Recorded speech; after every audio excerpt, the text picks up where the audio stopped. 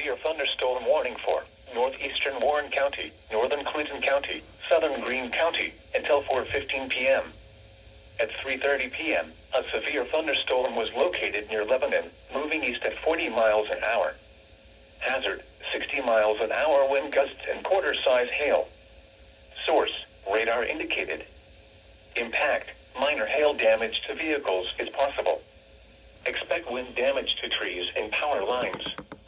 Locations impacted include Mason, Lebanon, Springboro, Wilmington, Franklin, Waynesville, Jamestown, Hunter, South Lebanon, New Jasper, Clarksville, Harveysburg, Spring Valley, Corwin, Bowersville, Port William, Paintersville, Melvin, Fort Ancient, and Lytle.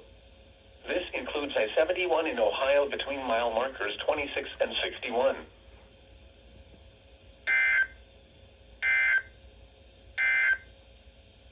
You are listening to NOAA Weather, All Hazards Radio, KIG 86, Columbus, Ohio, originating from the National Weather Service office in Wilmington, Ohio.